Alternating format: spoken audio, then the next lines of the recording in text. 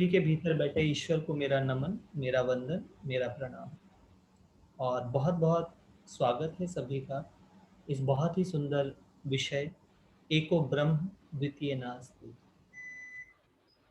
कि एक ब्रह्म, एक ईश्वर के अलावा दूसरा कुछ है ही नहीं। वेद वाक्य है। इस विषय पे हम लोग चर्चा करेंगे। मैं आप लोगों से वो बातें शेयर करूँगा जो मैंने मेरे गुरुओं से, ग्रंथों से, संतों से और महात्माओं से सीखी हैं। और मैं आपसे वही बताऊँगा जो मेरा व्यक्तिगत अनुभव रहा है। कोई ऐसी बात मैं आप लोगों को नहीं बताऊँगा जो खाली लिखी हुई हो, जो मेरे अनुभव से ना गुज़री हो। क्योंकि बहुत सारे ग्रंथों से मैं इंस्पायर हूँ और जब कभी भी मैं कोई क्लास कराता हूँ तो उसमें सबसे पहले मैं अपने गुरु भगवान शिव का ध्यान करता हूँ। तो मैं चाहूँगा एक बार आप लोग भी कर सकते हैं। सभी लोग हाथ जोड़ेंगे। 3 बार संकल्प दोहराएँगे कि हे शिव, आप मेरे गुरु हैं, मैं आपका शिष्य हूँ, आप मेरे गुरु हैं, मैं आपका शिष्य हूँ। आप मेरे गुरु हैं, मैं आपका शिष्य हूँ, मुझ शिष्य पर दया करें। मेरे मन मंदिर में विराजमान होकर उसे शिवमय, ज्योतिर्मय और प्रकाशमय कर दें। मैं आपको साक्षी बनाकर वेद वाक्य एको ब्रह्म द्वितीय नास्ति का मनन, चिंतन, ध्यान और अर्चन करने जा रहा हूँ। ये वक्तव्य मेरा शुद्ध हो और सिद्ध हो, इस भाव के साथ हम अपनी कक्षा आज शुरू करते हैं। कितने लोग वेदों के विषय में जानते हैं? जगदीश जी जानते हैं। सो वेद है क्या? मैं आप लोगों से सबसे पहले ये बताता हूँ कि वेद जो है वो विद धातु से बना है। विद का अर्थ होता है जानना। क्या जानना है? एको ब्रह्म है द्वितीय नास्ति। एक ईश्वर के अलावा दूसरा कुछ है ही नहीं। अब वेद ने तो ऐसा कह दिया, ऋषियों ने ऐसा अनुभव कर दिया, लेकिन हमें तो यहाँ दूसरा भी दिखता है। हमें तो माया भी दिखती है, हमें तो संसार भी दिखता है, हमें तो अच्छा है तो उसके साथ बुरा भी जुड़ा हुआ है, दिन है तो उसके साथ रात भी जुड़ी हुई है, सत्य है तो झूठ भी कहीं ना कहीं दिखता है। तो हमें तो दो दिखता है, लेकिन वेद ने कहा कि एक एक है, एक ब्रह्म, अर्थात एक ही ईश्वर है और दूसरा नहीं है कोई। तो ये जो एक बात है, इसको ज्ञान की 5 अवस्थाओं से ऋषियों ने गुजारा। पहली अवस्था है श्रुति, अर्थात सुनना। आप जो कुछ जानते हैं वो सब श्रुति के कारण है। आपने कहीं ना कहीं किसी ना किसी से सुना है, चाहे प्रत्यक्ष रूप में, चाहे अप्रत्यक्ष रूप में। मैं पहले एक छोटी सी स्टोरी करके फिर आगे की बात बताऊंगा कि एक बार किसी ने मुझ जैसे महात्मा को बुलाया प्रवचन करने के लिए, समझाने के लिए।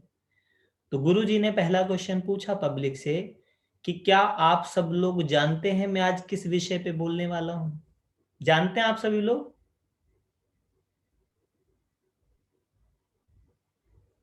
हाँ या ना में कोई एक आधा तो जवाब दो भाई।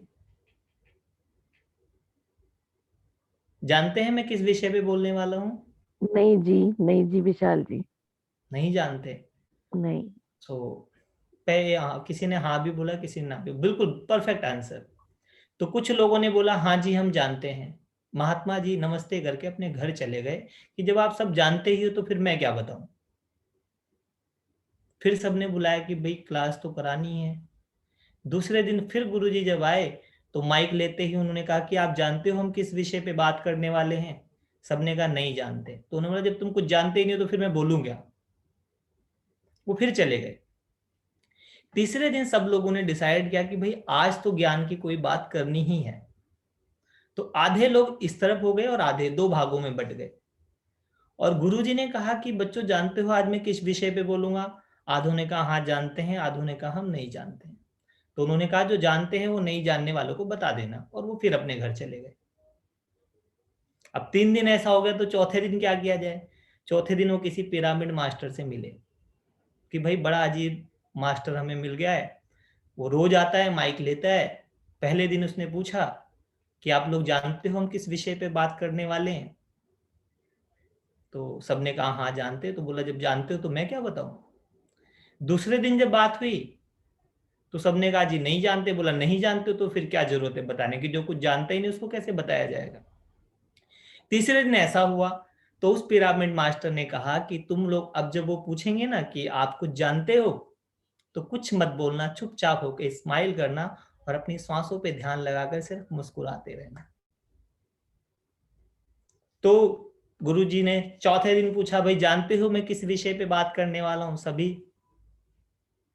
सिर्फ उनको देखकर एक टक मुस्कुराते रहे, ना हाँ बोले ना बोले, सिर्फ अपनी सांसों पे ध्यान और चेहरे पे मंद मंद मुस्कुराहट। तो उस गुरु उस आचार्य ने बोला बस यही बात समझानी थी, ऐसे ही चुपचाप शांत होकर बैठो, सब अपने आप ही जान जाओगे। तो अगर आप लोग सांसों पर ध्यान लगाकर शांत चित्त होकर बैठ जाते हैं तो आप जान जाते हैं। वेद का अर्थ है जानना। अब सबसे पहले आप क्या जानते हैं, श्रुति। आपको सुनना आ जाता है। आज इस समाज की सबसे बड़ी समस्या यह है कि वो सुन ही नहीं पा रहा है। जब आप किसी से बात करते हैं तो लोग सुन ही नहीं पाते हैं। आप कहोगे नहीं जी सुन लेते हैं, नहीं वो नहीं सुन पाते हैं। वो सुन लेते हैं जो वो सुनना चाहते हैं, या फिर वो सुन लेते हैं जो उनको सुनाया जाता है, लेकिन जो आप कहते हैं वो नहीं सुन पाते। और वेद जो है अर्थात जानने के लिए सबसे पहले आपको सुनना आना चाहिए। मैं गारंटी से कह सकता हूं कि मैं जो कुछ बोल रहा हूं आप वो सब नहीं सुन पा रहे हैं, और वैसा ही नहीं सुन पा रहे हैं जैसा मैं कह रहा हूं। अगर आपको इसका परीक्षण करना हो तो जब मेरी बात खत्म होगी तब आप ध्यान से देखेंगे तो आपको कुछ बातें याद होंगी। वो याद होंगी जो आप ध्यान से सुनते हैं। कहते हैं ना कि ध्यान से सुनना, अर्थात अगर आपका ध्यान बहुत अच्छा है तभी आप सुन पाएंगे, और अगर आपने सुना तभी आप समझ पाएंगे, और अगर आपने समझा तभी आप जान पाएंगे, और अगर आपने जाना तो वो आपका अनुभव होगा, और अगर आपका अनुभव होगा तो ही आपके चरित्र में उतरेगा। तो वेद का जो ज्ञान का पहला स्तर था वो था श्रुति। श्रुति अर्थात सुनना। अगर आप सुनोगे तो इस प्रकृति के अंदर एक अनहद नाद, एक अनंत ध्वनि, एक अनंत संगीत बज रहा है, सुनना होगा। सो एक क्षण हम सुनने की एक छोटी सी एक्सरसाइज कराएंगे, फिर मैं आपको आगे की बातें बताऊंगा। सभी लोग आंखें बंद कर ले, चेहरे पर बहुत सुंदर मुस्कुराहट लाएं। ऐसी मुस्कुराहट लाएं जैसे जब रिश्ते देखने वाले आते हैं ना तो लड़का लड़की कैसे बड़े सुंदर से बन जाते हैं, ऐसी सुंदर सी मुस्कुराहट लाएं। या ऐसी मुस्कुराहट लाएं जैसी मीरा कृष्ण के प्रेम में लाती थी, कि जब उसके ठाकुर उसके सपनों में या उसके प्रत्यक्ष हो जाते थे। या ऐसी मुस्कुराहट लाएं कि जब एक बच्चा अपनी माँ की गोद में जाता है, बहुत सुंदर सी मुस्कुराहट चेहरे पे लाएं। आंखें बंद कर लें, अपनी सांसों को सुने, क्योंकि अब हम श्रुति ध्यान करा रहे हैं। तो अपनी सांसों की आवाज को सुने।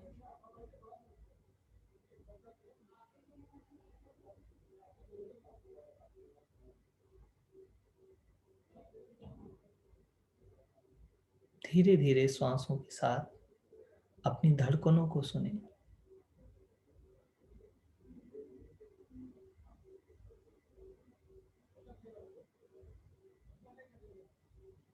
अपनी धड़कनों के बाद अपने मौन को सुने।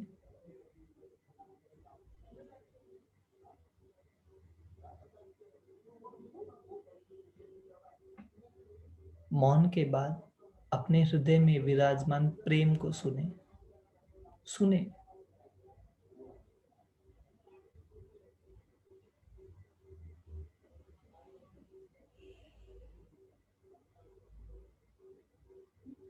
मौन के बाद तत्वों को सुने, अपने भीतर की पृथ्वी को सुने। इस पंच तत्व के निर्मित शरीर में पृथ्वी को सुने।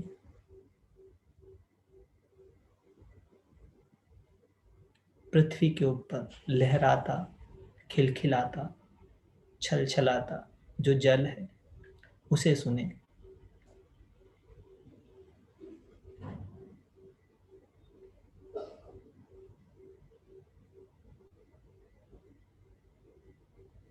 जल के ऊपर जो तेज है, जो प्रकाश है, जो ज्योति है, जो अग्नि है, उसे सुने।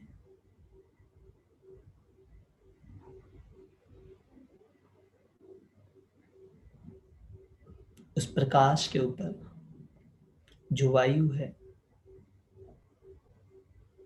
जो मातृश्वा नामक पवन है, उसे सुने, सहज सुने।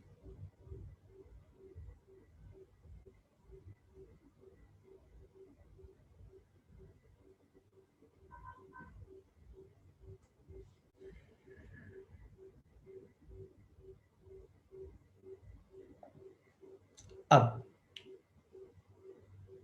वायु के ऊपर जो आकाश है, जो अनंत आकाश है, अपने भीतर के आकाश को सुने।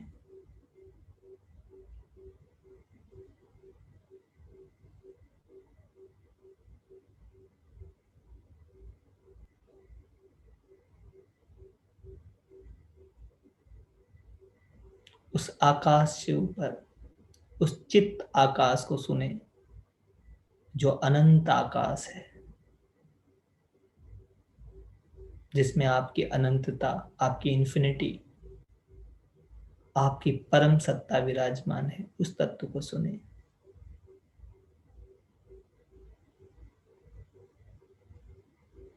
उस अनंत चित्त आकाश से ऊपर अपने आत्म तत्व को सुने।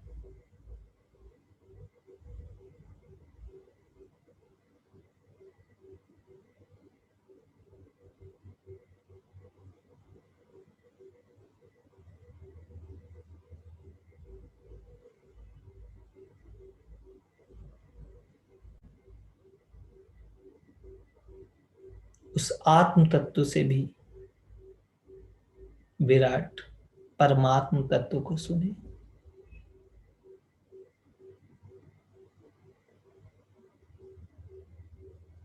और उस परमात्म तत्व से भी दूर उस परम शून्य को सुने।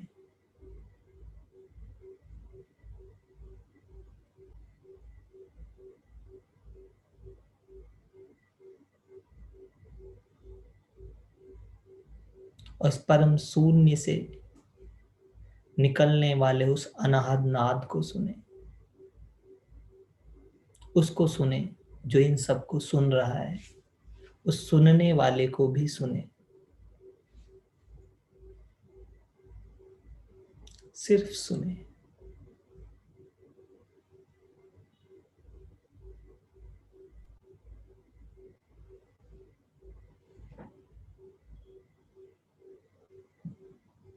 अब उस सुनने वाले से आत्मा पे,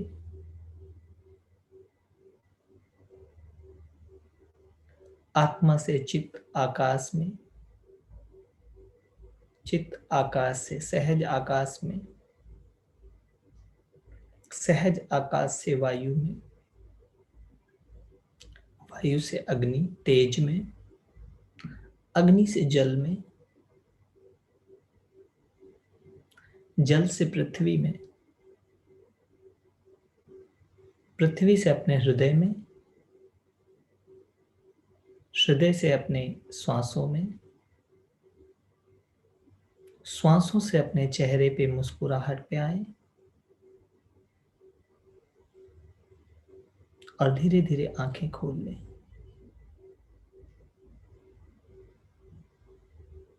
आंखों में हल्का सा नशा आ जाना चाहिए। आई होप आपको थोड़ा सा नशा आ गया होगा। नशा बहुत जरूरी है अध्यात्म के क्षेत्र में। अगर नशा नहीं आया तो फिर मजा नहीं आया। क्योंकि मैं जो आप लोगों को बताने जा रहा हूं, जो मुझे मेरे गुरुओं ने मुझे बताया, वो समझ का विषय नहीं है, वो समझ से पार की बात है। तो समझ से जो पार की बात है वो नशेड़ियों की, अर्थात योगियों के मार्ग की बात है। इसलिए कभी आप भगवान शिव की प्रतिमाओं को देखोगे तो उनकी आंखें, आधी आंखें खुली है आधी बंद है, जैसे वो नशे में हो। कभी सदगुरु नानक की तस्वीर देखोगे तो उनकी आंखें भी आधी खुली आधी बंद है। कभी आप हनुमान जी की तस्वीर देखो जिसमें वो जब ध्यान कर रहे हैं, उनकी भी आधी आंखें खुली आधी बंद है। एक नशा है जो नस नस में आता है, उसको नशा बोलते हैं। तो ये जो आध्यात्मिक नशा है, ये नशा आपको वेद से जानने से मिलता है। पहला चरण श्रुति अर्थात सुनने से, और इसी ज्ञान को अलग अलग लोगों से अलग अलग तरीके में बताया गया। वेदों का एक जो तरीका था वो था ऋचाओं में, संस्कृत की ऋचाओं में गद्य पद्य और छंद 3 भागों में बांटा गया।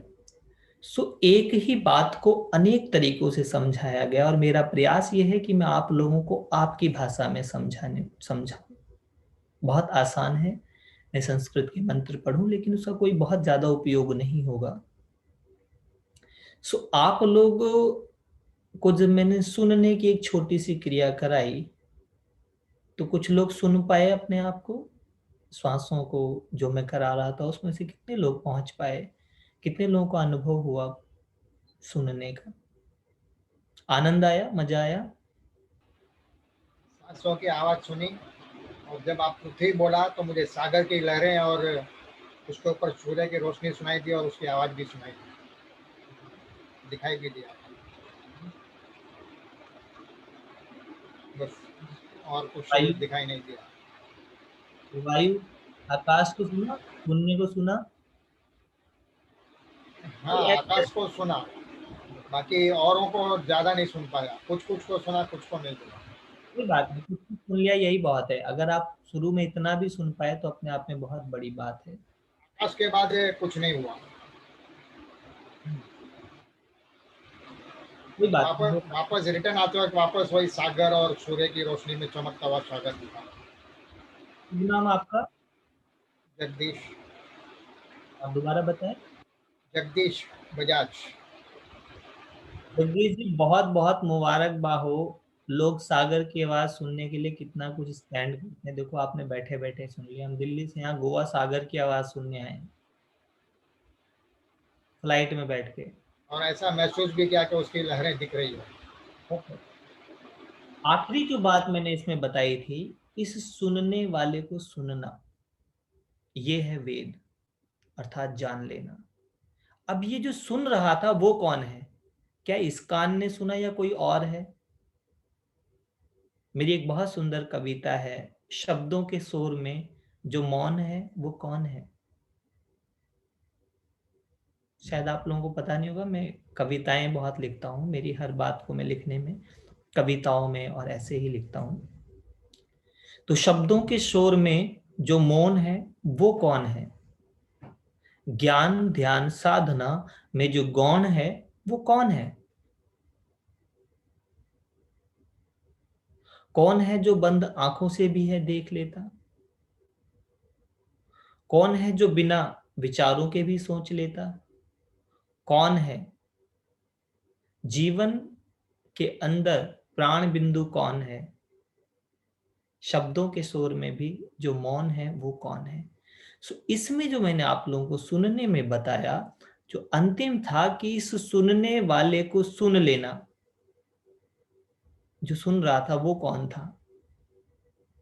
जिस दिन आप उस सुनने वाले को सुन लेते हो, उस दिन आपका जो श्रुति अर्थात सुनना है वो स्मृति में बदल जाता है। कोई भी ऐसी बात नहीं है जो आप नहीं जानते हो, आप सब जानते हो, लेकिन आप भूले हुए हो। और जो भूल जाते हैं उसी को हम ध्यान करते हैं। कितना ध्यान करो भाई। तो ध्यान किस चीज का? जो आप भूल गए हो। क्या भूल गए हो? एको ब्रह्म, एक ईश्वर ही है। तुम ईश्वर हो। एको ब्रह्म द्वितीय नास्ति, तत्त्वम असि, तुम वही हो। अब ईश्वर को कौन याद दिलाए? ईश्वर को ईश्वर ही याद दिलाएगा। मैं और आप दो नहीं एक ही हैं। जैसे जैसे आप ध्यान में अपनी अनंतता का अनुभव करेंगे, आपको उस चीज का अनुभव हो जाएगा जिस बात को मैं कह रहा हूं। अब श्रुति के बाद दूसरा विषय आता है स्मृति। इस पे मैं आपको एक स्टोरी भी बताता हूं। हर कोई अपने जीवन का अच्छा पहलू बताता है, मैं आप लोगों को अपने जीवन के कुछ ऐसे पहलू भी बताता हूं जो शायद लोगों को नहीं बताने चाहिए, पर मुझे ऐसा लगता है इंसान को अपने जीवन का शैडो भी शेयर करना चाहिए।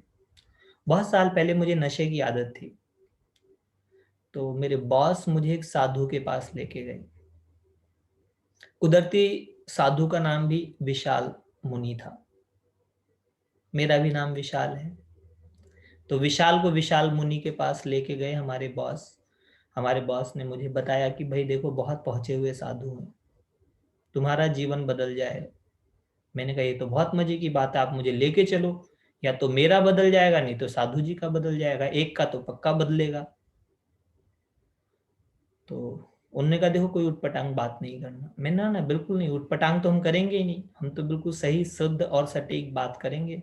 नशे वाले वैसे ही बहुत अच्छी बात करते, इसलिए मैंने पहले आप लोगों को थोड़ा सा नशा कराया, क्योंकि बिना नशे के मजा नहीं आता। आध्यात्म एक नशा है, इस नशे में जो पड़ा वो बहुत आगे तक गया।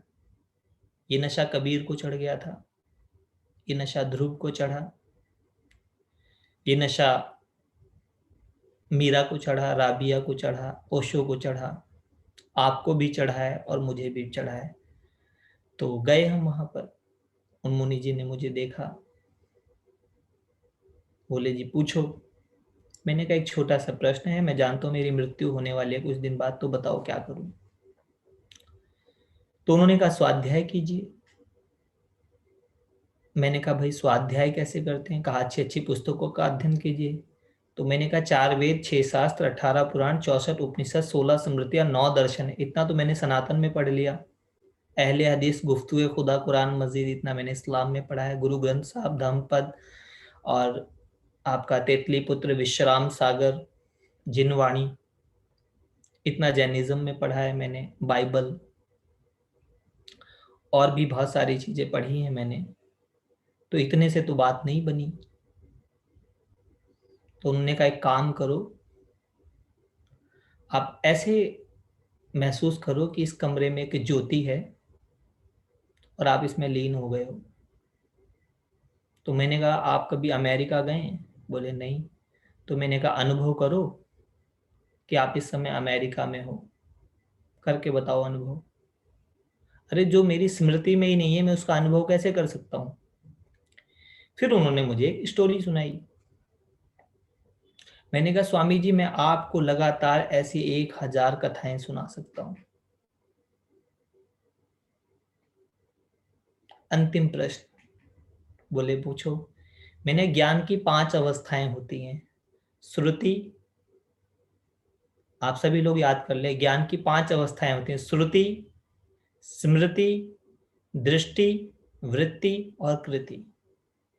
तो मैंने कहा इन ज्ञान की 5 अवस्थाओं में से आप कौन सी अवस्था में इस क्षण में हैं? तो उन्होंने कहा मैं श्रुति में हूं। मैंने कहा फिर आप मुझे हैंडल नहीं कर पाएंगे, क्योंकि मुझे स्मृति तक का बोध है। तो उन्होंने मुझे केस सीनियर को दिया। सीनियर गुरुजी के पास भेजा गया कि भाई ये तो बड़ा डिफिकल्ट टेढ़ा सा व्यक्तित्व आ गया।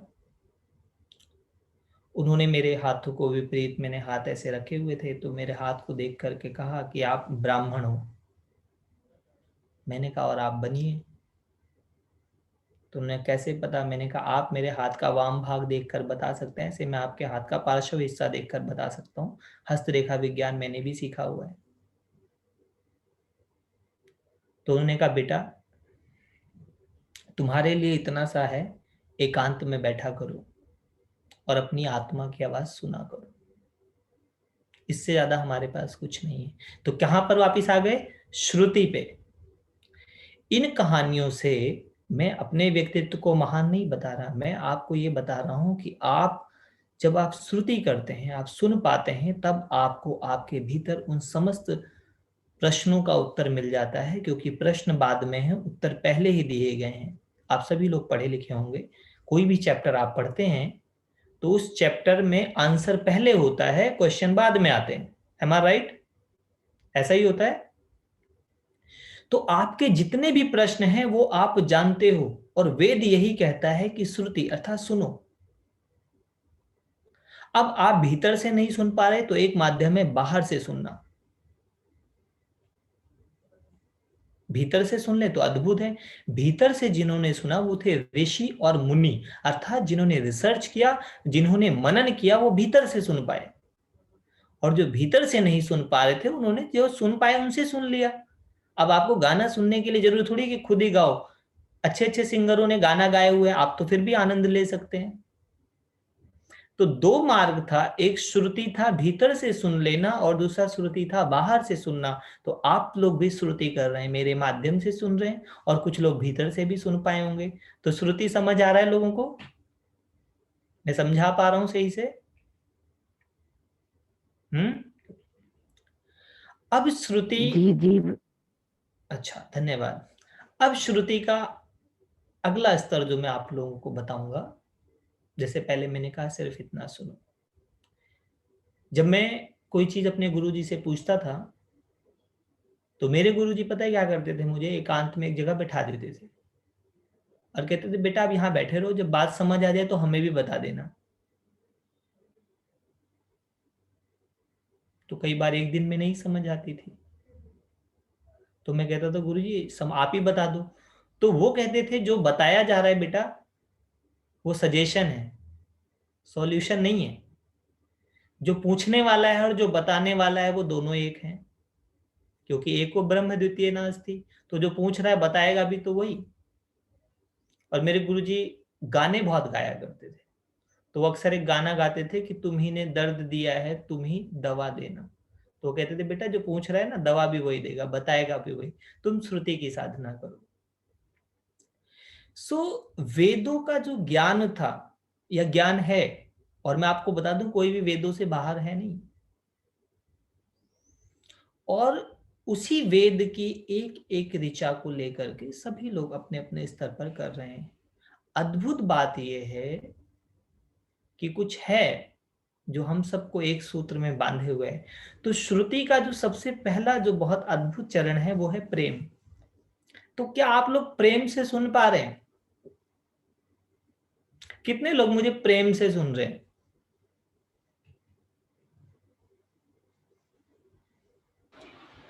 मेरे ख्याल से सब लोग सुन रहे हैं।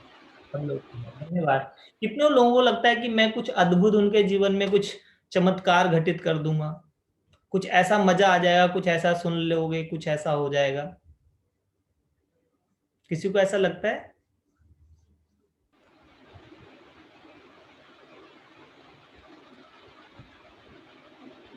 अगर ऐसा लगता है तो अच्छी बात है,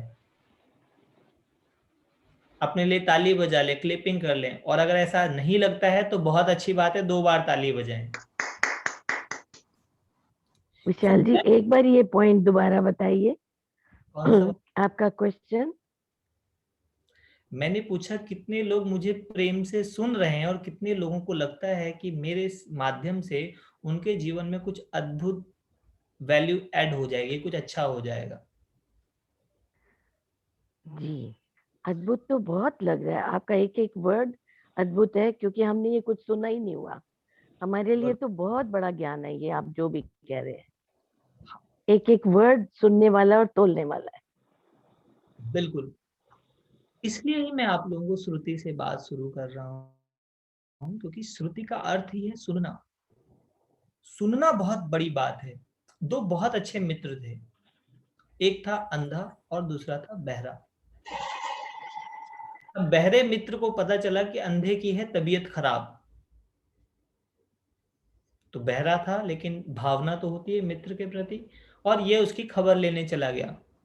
अब बहरा था तो इसने मोटिवेशन स्पीच भी सुन रखी थी, बी पॉजिटिव। तो इस बहरे व्यक्ति ने मन ही मन में सोच लिया कि जब मैं अपने मित्र से पूछूंगा आपकी तबीयत कैसी है तो कहेगा अच्छी है। फिर जब मैं उससे पूछूंगा कि कौन सी दवाई ले रहे हो तो किसी अच्छी दवाई का नाम बता देगा। जब मैं पूछूंगा कौन से डॉक्टर का नाम ले रहे हो, तो वो किसी अच्छे डॉक्टर का नाम बता देगा, और इस प्रकार मैं उसको कहूंगा ये तो बहुत अच्छा है, अप्रिशिएट करके आ जाऊंगा और अच्छा हो जाएगा। अब बहरा व्यक्ति कितनी पॉजिटिव वेव्स लेकर के मेडिटेशन करके गया। जाकर के इसने मित्र से पूछा, भाई कैसे हो? उसने कहा बहुत बुरा हाल है, पहले से काफी तबीयत डाउन हो गई है। इसने कहा भगवान करे ऐसी ही रहे, मैं ईश्वर से यही प्रार्थना कर रहा था।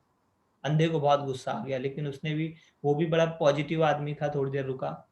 बहरे व्यक्ति ने दूसरा प्रश्न किया कि भाई कौन से डॉक्टर से इलाज करा रहे हो? कह रहा यमराज से करा रहा हूँ। कह रहा अरे वाह, अद्भुत, इतना बढ़िया डॉक्टर चुन लिया तुमने, ऐसा तो डॉक्टर ही नहीं है, तुम बिल्कुल सही व्यक्ति के पास पहुंचे हो।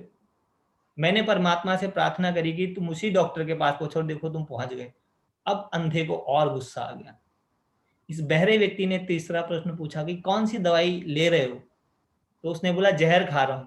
कह रहे बिल्कुल सुंदर दवाई, इसको तीनों टाइम बिना नागा लेना, यही तुम्हारा उपचार है। और अंधे ने बहरे को धक्का दिया गुस्से में, और बहरा बाहर आकर के कहने लगा कि बहुत खराब लोग हैं, कितना ही अच्छा करो लोग बुरा ही करते हैं। देखो इतनी अच्छी बात कर रहा था, उस मेरे दोस्त को भी समझ नहीं आ रहा। ऐसे बहुत से लोगों को शिकायत होती है ना कि हम अच्छा करते और हमारे साथ बुरा हो जाता है।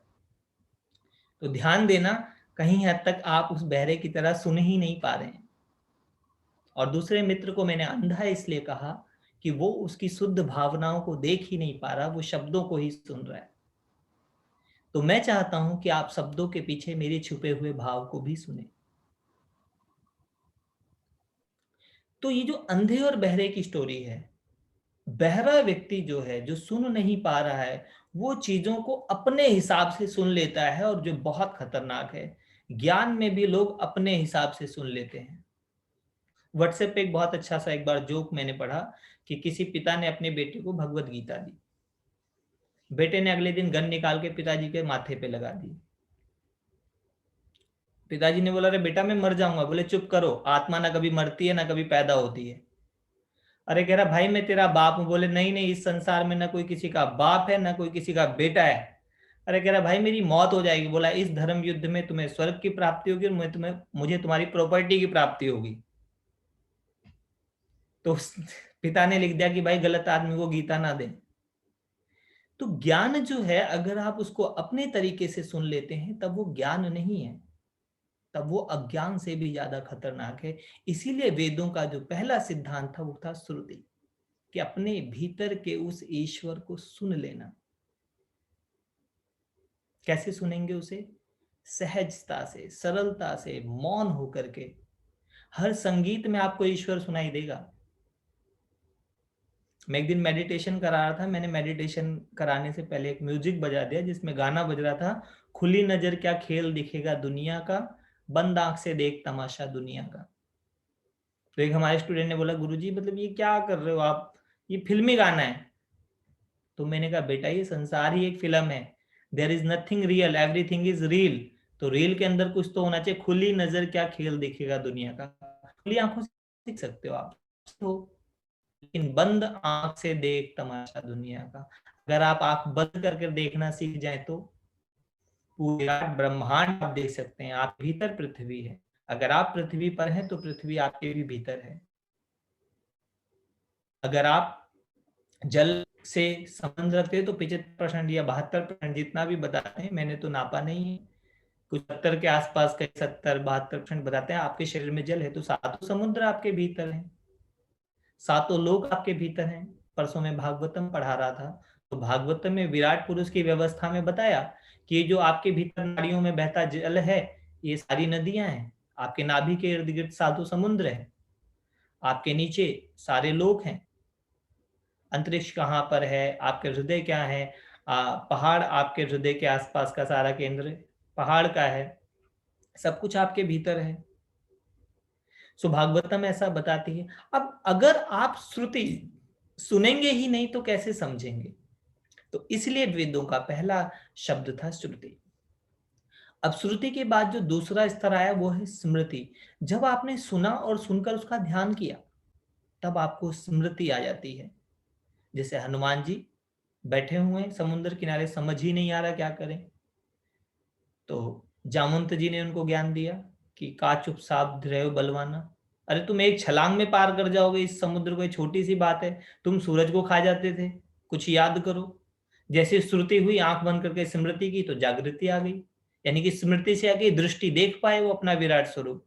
तो जैसे ही आप सुन करके स्मृति उसका ध्यान करते हो तो आपको दृष्टि अर्थात वो दिखाई देने लगता है, आपको वो गोचर हो जाता है।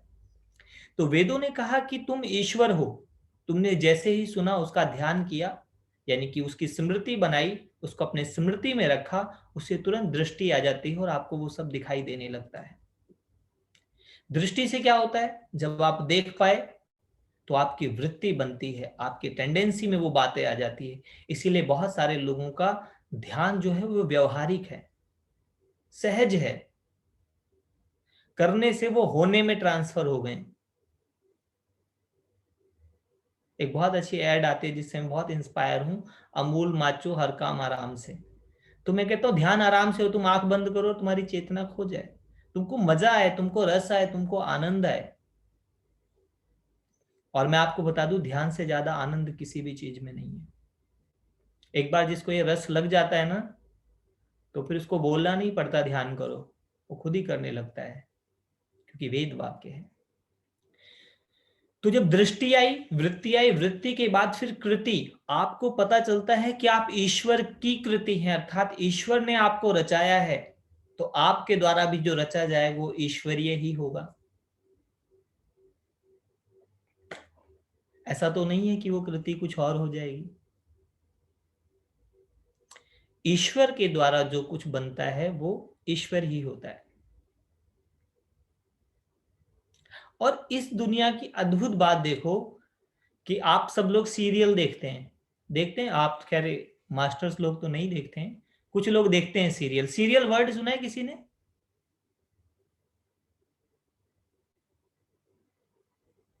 सुना है कि भाई वो सीरियल आ रहा है, रामायण सीरियल या कोई भी सीरियल? सबने सुना होगा सबने सुना विशाल जी, होगा। सब अब सुनते हैं। अब देखो उसका नाम है सी रियल, उसमें रियल देखो, जबकि जो बनाता है वो लिखता है ये पात्र और घटनाएं काल्पनिक हैं, इसका वास्तविक जीवन से कोई संबंध नहीं है। जिसमें रियल है नहीं उसका नाम है सी रियल। अमेजिंग। बिल्कुल देखिए। क्या नाम है? See correct. रियल। जिसमें रियल नहीं है उसमें रियल देखने के लिए कहा गया। तो ऐसे ही हम सब की लाइफ में रियल कुछ नहीं है, everything is real, there is nothing real, everything is real.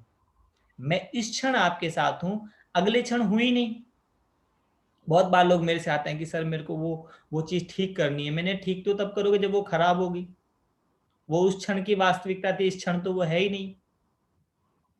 इस दुनिया की सबसे खूबसूरत चीज ये है कि अगले क्षण ये क्षण है ही नहीं। तो जब अगले क्षण ये है ही नहीं, खाली मेमोरी बन जाता है, तो बताओ कैसे ठीक करोगे? सब चेंजेबल है। हाँ, नथिंग इज परमानेंट। तो कितनी अद्भुत बात है। क्या गुस्सा, क्या प्रेम, क्या भावना, ज्ञान, अज्ञान, कुछ भी रियल है नहीं। रियल इस सृष्टि के अंदर एक आप रियल हो और एक आपको बनाने वाला परमात्मा रियल है। और उसको सुनना श्रुति है, श्रुति के बाद ये स्मृति में रखना कि वो ईश्वर आपका रचयिता है, और क्योंकि उसने आपको रचा है, शेर का बच्चा शेर होता है, तो ईश्वर की रचना ईश्वर ही होती है। मैं ये कभी नहीं कहता कि आप परमेश्वर हैं, क्योंकि परम ईश्वर में समस्त ईश्वरीय सत्ता जब विलीन होती है तब बनता है परमेश्वर। लेकिन आप ईश्वर हो, अंतर के पट खोल देख ले, ईश्वर पास मिलेगा, हर प्राणी में परमेश्वर का ही वास मिलेगा। अंतर के पट कैसे खोलोगे, बताया ना मैंने, हृदय में जाओ। फिर स्मृति के बाद दृष्टि भी आ गई, वृत्ति भी आ गई, कृति भी आ गई, और इतना सब कुछ होते हुए भी अगर आप सरल नहीं हैं तो आपको ज्ञान की जगह कुछ और हो गया। एक संस्थान में हम लोग करते थे, तो वहां हमें आत्मा का पाठ पढ़ाया जाता था कि आप अपने आत्मिक स्थिति का अनुभव करो। तो वर्कशॉप थी, तो वहाँ रजिस्ट्रेशन चल रहा था। तो रजिस्ट्रेशन वाले ने पूछा नाम क्या है, मैंने कहा जी विशाल तिवारी। दूसरे से पूछा क्या नाम है, कह जी उत्तम शर्मा। तीसरे से ऋषि शर्मा। चौथे से कह जी मैं आत्मा हूँ। कह नहीं नाम बताओ। कह जी मैं आत्मा हूँ। कह रहे भैया नाम बताओ। कह मैं आत्मा। कह फिर भटको। तो अब क्या है कि कुछ बातें समझने की हैं, कुछ बातें समझाने की हैं। मैंने बताया कि आप सब लोग ईश्वर हैं, ये अनुभव का विषय। अब घर जाओ और अपनी पत्नी को बोलो कि आज मैं क्लास करके आया और मुझे पता चल गया कि मैं ईश्वर हूं। वो कहेगी ठीक है ईश्वर हो तो फिर कुछ करो चमत्कार। कि जिसकी तुम क्लास लेके आओ ना, हमने भी ली थी, उसने बताया ईश्वर समस्त ऐश्वर्यों का जोड़ है। तो बताओ कितना ऐश्वर्य है तुम्हारे पास। एकदम से फंस जाओगे, क्योंकि अभी श्रुति था, स्मृति में नहीं था ये। और स्मृति में नहीं था तो इसलिए दृष्टि भी नहीं है, और दृष्टि नहीं है तो आपकी वृत्ति में भी नहीं आया ये, और वृत्ति में नहीं आया तो कृति भी नहीं है। तो इसलिए कभी भी श्रुति पे ही मत ऐसा करना। ज्यादातर लोग यही गलती करते हैं, सुनते ही बोलना शुरू कर देते हैं। इस पे मैं एक और स्टोरी बहुत प्यारी सुनाऊंगा आप लोगों को। एक गांव में एक व्यक्ति था, उसने श्रुति ज्ञान प्राप्त कर लिया था। उनका नाम था रामू। रामू बहुत एजुकेटेड, वेल एजुकेटेड, पढ़ा लिखा व्यक्तित्व था। सो रामू को अंग्रेजी में ए, बी, सी और डी 4 अल्फाबेट आते थे। अब पूरे गांव में किसी को नहीं आते थे, तो रामू बहुत इंटेलिजेंट थे। एक दिन उस गांव के अंदर एक अंग्रेज आ गया। अंग्रेज ने रामू से कहा where is the temple. Sorry, अंग्रेज ने उस गांव के प्रधान से पूछा वेयर इज द टेम्पल। अब प्रधान जी ने कहा भाई ये तो अंग्रेजी की बात आ गई, रामू को बुलाओ। हमारे गांव में तो रामू ही है पढ़े लिखे ज्ञानी व्यक्तित्व। रामू जी आ गए, अंग्रेज के फ्रंट खड़े हुए बिल्कुल पोजीशन लेके। अंग्रेज ने पूछा where is the temple. Ramu ने कहा ए बी सी डी। अंग्रेज ने देखा how stupid, where is the temple. उसने बोला ए बी सी डी। अंग्रेज ने बोला I am asking where is the temple. उसने बोला A B C D, A B C D. अंग्रेज का टॉलरेंस खत्म हुआ, उसने एक थप्पड़ मारा खींच के रामू के गाल पे। अब सारे गांव वाले, पंचायत वाले सब रामू को देख रहे और अंग्रेज को देख रहे। तुरंत सरपंच ने पूछा कि रामू इसने तुम्हें थप्पड़ क्यों मारा। बोला इसलिए मारा, ये कह रहा है इतना पढ़ लिख करके इन मूर्खों के बीच में क्या कर रहे हो तुम, हमारे साथ अमेरिका क्यों नहीं चलते। अब सारे गांव वालों ने अंग्रेजों की खूब पिटाई कर दी। अंग्रेज आज दिन तक सोच रहा है कि भाई क्यों मारा, मुझे समझ ही नहीं आ रहा। तो आज जो है मानवता का एक सिंपल सा क्वेश्चन है, वेयर इज द टेम्पल।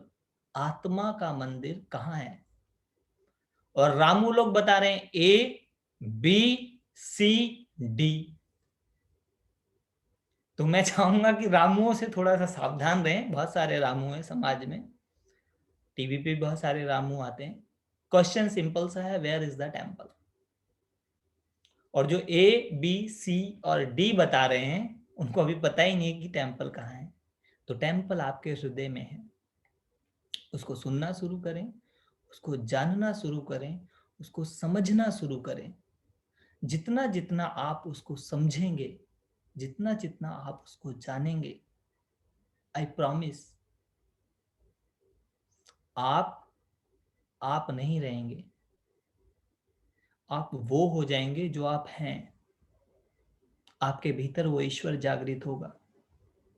आप जब शीशे के सामने खड़े होंगे ना, तो आपके अंदर से गाना बजने लगेगा, तुझ में रब दिखता है। किसी को सुनाई देता है ऐसा गाना? भाई मुझे तो सुनाई देता है।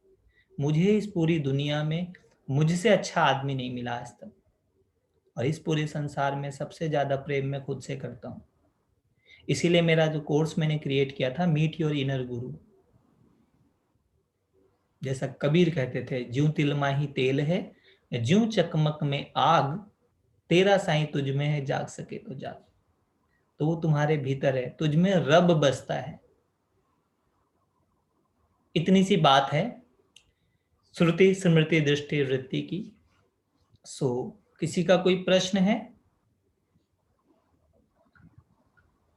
कुछ पूछना है किसी को? सर एक रिक्वेस्ट थी। आप पाठ तो रोज करते ही हैं, उसमें से भी कुछ समझ आते हैं कुछ नहीं समझ आते हैं, लेकिन जिस तरह आज आपने ध्यान करवाया और ये समझाया, ये बहुत डीपली अंदर तक गया। इस तरह से रोज जूम पे क्लास दीजिए प्लीज। आपसे मैंने भी कहा कि कोई प्रश्न है। देखो ये बहुत समझदारी की बात है। हमें बहुत ध्यान से सुनना है कि आप पूछ रहे थे या बता रहे थे। जो पाठ वाली बात है वो आपको पाठ में पूछनी चाहिए। जी अच्छा हुआ कि आपने यहाँ बोला, बहुत अच्छा लगा मुझे। क्या होता है कि सही बात सही तरीके से सही समय पे अगर कही जाए तो आंसर बहुत सही आता है। यहाँ पर आपने बताया कि अंदर डीप में गई, क्योंकि यहाँ मुझे जिसने बुलाया उसने कहा डीप में ही करना। लीना जी ने मुझे पर्सनली बोला था, जो मुंह से नहीं बोला, दिल से बोला था कि ऑपरेशन कर देना सबका। जैसे वो पोलियो वाले आते हैं ना, 2 बूंद जिंदगी की डालते हैं, जी कि वेद का ज्ञान ना सबको ऐसे देना। जैसे हमारे भगवान शिव की एक लाइन है, जब गरुण जी उनके पास गए तो उन्होंने कहा कि आप काकभूषण के पास चले जाओ। तो माँ भगवती ने कहा कि अरे साक्षात ज्ञान स्वरूप तो आप विशुद्ध ज्ञान देहाय सोमार्थ चंद्र धारणे, कि जिसका शरीर ही विशुद्ध ज्ञान है उससे अच्छा कौन समझाएगा। तो आपने गरुण को काकभूषणी के पास क्यों भेज दिया? तो भगवान शिव ने कहा खग समझे खग ही की भाषा, अर्थात व्यक्ति अपने जैसी भाषा में समझेगा जैसी उसकी भाषा है। अगर मैं आप लोगों से संस्कृत में और वैदिक, इसीलिए मैंने अपना भेष भी टोपी वोपी लगा के अच्छे से बना लिया है। जो उन्होंने मेरे फोटो लगाई थी ना वेद वाले, जिसमें मैं अक्षर जनेऊ वगैरह धारण करके शुद्ध ब्राह्मण वाला रहता हूँ। अगर मैं उससे शुरू करता तो सबसे पहले आप लोगों से कहता आंखें बंद करें। ओम ब्रह्मानंदम परम सुखदम केवलम ज्ञान मूर्तिम द्वंद्वातीतम गगन सदृशम तत्वमस्यादि लक्ष्यम एकम नित्यम विमलमचलम सर्वधी साक्षिभूतम भावातीतं त्रिगुणरहितं सद्गुरुं तं नमामि अखंडानंद बोधाय शिष्य संतापहारिणे सच्चिदानंद रूपाय तस्मै श्री गुरुवे नमः। उसी बातों को मैंने आप लोगों से सरल बताया। तो जैसे आपके भीतर गया, तो भीतर इसलिए गया कि आज आपने सुना श्रुति की, और जो मैं पाठ कराता हूँ उस पाठ की भी पहली लाइन है सुनो देवी, ये देवी तुम सुनो। तो जितना गहरे आप सुनेंगे उतना ही अच्छे से समझेंगे। बहुत बहुत धन्यवाद कि आपने बोला। और पूछे किसी का कोई प्रश्न है तो?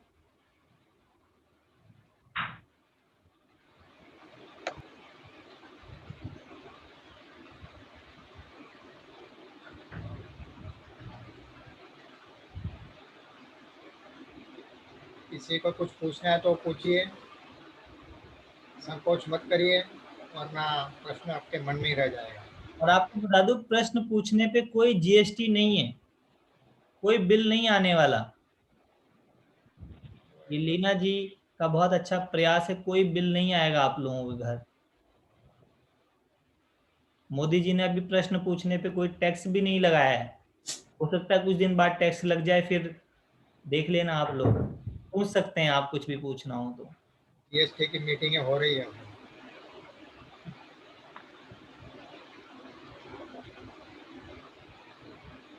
चलिए, लगता है आपने बहुत गहराई से समझा दिया है।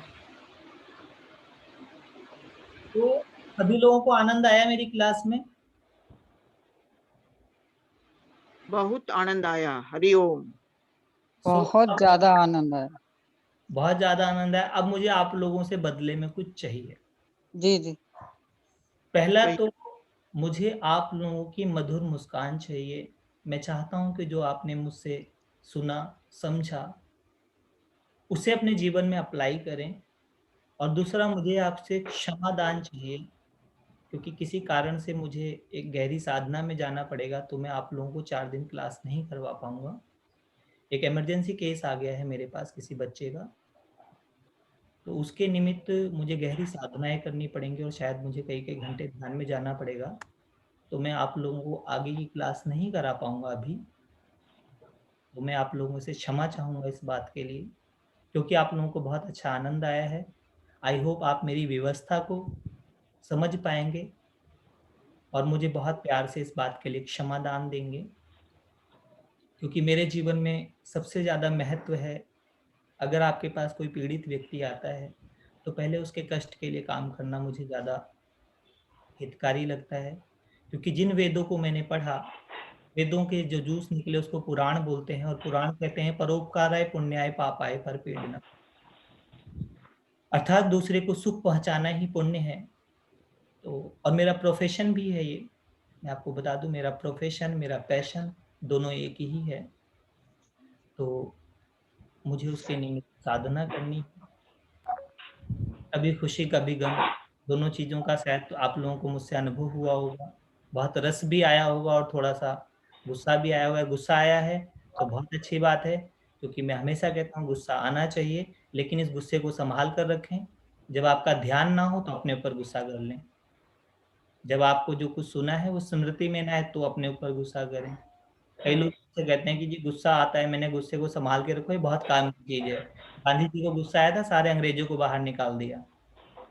तो गुस्से को सँभाल के रखें और बस आज के लिए इतना ही। सभी के हृदय में बैठे ईश्वर को मेरा नमन, मेरा वंदन, मेरा प्रणाम और मैं हृदय से बहुत मुझे रस आया, मैं आप लोगों को बताऊँ, आप लोग इतने अच्छे से सुन रहे थे, मेरे को बहुत रस आया। मुझे नहीं पता आप लोगों को समझ आया, नहीं आया, लेकिन मुझे समझ आ गया कि वेयर इज़ द टेम्पल। एक छोटी सी बात बोलूं, हाँ आई जी, एम बोलिए। सो ओवरवेल्म्ड। मैंने जो जो कुछ भी सुना है, मुझे ऐसे लगता है कि हम तो अभी एक पग में भी तैर नहीं सकते, आप हमें समुंदर में तैरना सिखा रहे हैं। तो शायद हमारी जर्नी थोड़ी देर लगेगी हमें, पर जो आपसे सीख रहे हैं उसकी कोई कीमत ही नहीं है, प्राइसलेस है वो। इतना अच्छा लगा आज हमें, जी, बहुत बहुत अच्छा। आप लोग सच में बहुत अच्छे हैं। मैं आपको बताऊँ कि मेरा अपना व्यक्तिगत अनुभव रहा है। जीवन के हर स्तर से मैं इतनी सी उम्र में बहुत कुछ जी चुका हूँ। अभी हम लोग कैलाश भी जा रहे हैं और नाइस। गहरी साधनाएँ करता भी हूँ, कराता भी हूँ और सारी साधनाओं के साथ-साथ मैं लोगों के जीवन में ना मस्ती, आनंद, हास्य पे बहुत ज़्यादा जोर देता हूँ। आप साधक बने, बाधक ना बने। मैंने अक्सर देखा है लोग साधक के नाम पे बाधक बन जाते हैं। मुँह ऐसे बनाकर रखते हैं जैसे रक्तदान करके आ रहे हैं। कई बार मैं एक बार गहरा मेडिटेशन कर रहा था तो कुछ लोग ऐसे मैंने कहा रक्तदान किया है भैया, ध्यान किया है पहले तो ये बताओ? ध्यान के बाद चेहरे पे मुस्कुराहट आनी चाहिए, चेहरा खिल जाना चाहिए और मैंने कहा डराओ मत ऐसे, नहीं तो अगली बार मैं आऊँगा भी नहीं ध्यान कराने। मेरे से कुछ अगर सीखना है तो सहजता सीखें। जो सहज है, जो सरल है, वही सत्य है।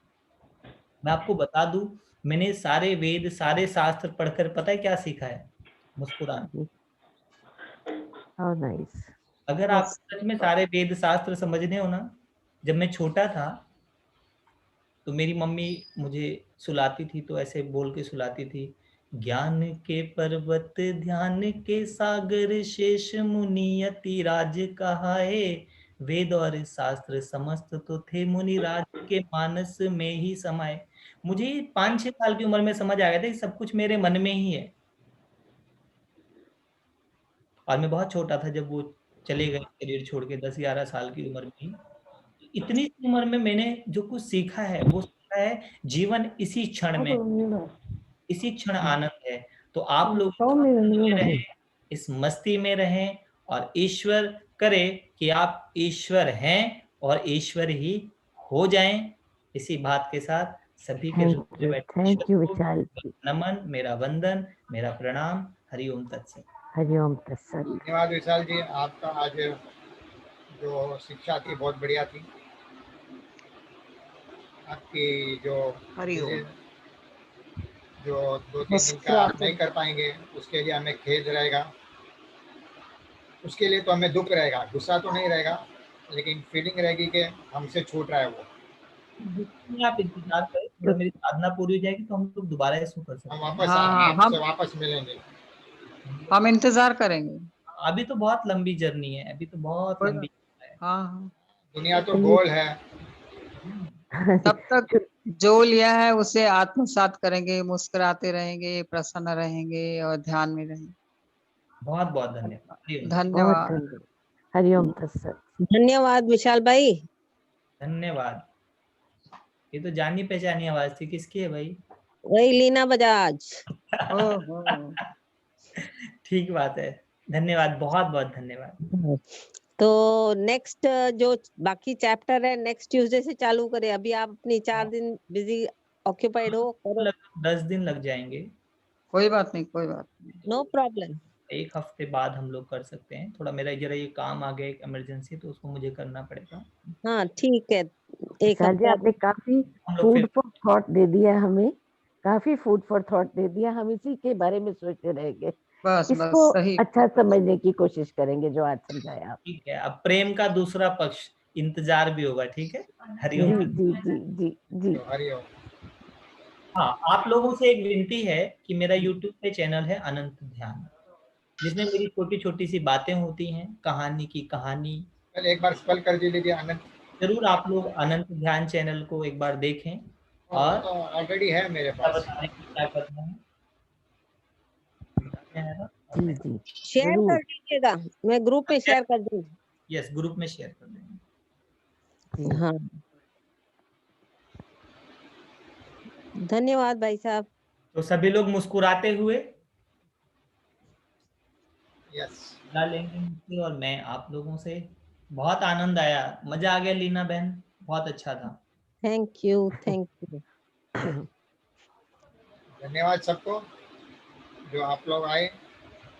आप लोगों ने हरि हमारा ओम। हौसला भी थैंक बढ़ाया। यू जी, थैंक थैंक यू। यू। बहुत अच्छा धन्यवाद, एक्सपीरियंस था, धन्यवाद बहुत जगदीश अच्छा। भाई, मिस आयरा और विशाल जी, सबको धन्यवाद। बहुत बहुत धन्यवाद। फिर मिलेंगे इसी आईडी पे रात को 10 बजे।